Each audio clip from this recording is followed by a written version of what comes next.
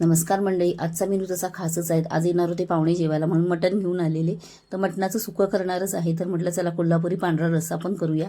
हा मी पहिल्यांदाच ट्राय करणार आहे, तर त्यासाठी वाटण काढून घेतलेलं आहे. इथे खडे मसाले घेतलेले आहेत, पांढरे तीळ, सुकं खोबरं, थोडासा कांदा, आलं आणि लसूण. आणि इथे मात्र काजू, मगजबी आणि खसखस भिजत ठेवलेली आणि त्याचं वाटण करून घेणार आहे. आणि इथे पातेल्यामध्ये आता मी तेल टाकलेलं आहे. तेल तापल्यावर त्याच्यावर खडे मसाले टाकून घेतले. खडे मसाले थोडेसे परतल्यावर त्याच्यावरती वाटण टाकून घेणार आहे. जे आत्ता मी तुम्हाला दाखवलं ते वाटून आणले आणि ते टाकून घेणार आहे. वाटण चांगलं तेलावर परतून घेणार आहे. त्याच्यानंतर मटणाला काय केलेलं मी हळद आणि थोडंसं मीठ लावून ते कुकरमध्ये 2 शिट्ट्या करून घेतलेला आणि त्याचा हा स्टॉक काढून घेतलेला आहे.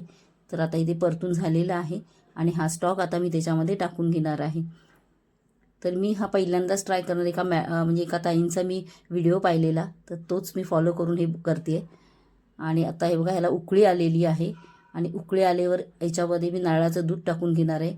नारळाचं दूध टाकल्यावर मात्र उकळी करायची नाही आहे, ते फक्त असं ढवळत बसायचं. 2 मिनटं मी ते ढवळत बसले आणि इथे आपला रस्सा तयार आहे. बाकीचं जेवण पण तयारच आहेच. तर बघा मी काय काय केलं आहे. तर इथे आहे आपला कोल्हापुरी पांढरा रस्सा. थोडासा थिकनेस मला जास्त वाटतो आहे, पण ठीक आहे, पहिल्यांदाच केला आहे. आणि चवीला म्हणाल तर खूप छान झालं आहे. फक्त थोडा कमी तिखट केला आहे मी, कारण मी एकदा कोल्हापूरला ट्राय केलेला, खूप तिखट होता. आम्ही काही जास्त तिखट खात नाही. बाकी चवीला खूप सुंदर झालेलं आहे. इथे आहे सुक्कं मटण आणि हे आहे सोलकढी. आता सोलकढी किंवा हे मटण चिकन म्हणाल तर त्याच्यामध्ये आम्ही तरबेज आहोत, कोकणी माणसं. तर ते तर त्याच्यामध्ये काय प्रश्नच येत नाही करायचा. पण हे कसं पहिल्यांदाच ट्राय केलं आहे, तर त्या मानाने अतिशय सुंदर झालेलं आहे. आणि इथे चपाती आणि सॅलड म्हणजे कांदा आहे, लिंबू आहे. तर असं आहे आजचं आमचं जेवण. सुक्कं मटण, पांढरा रस्सा, सोलकढी, या सगळ्यांनी जेवायला.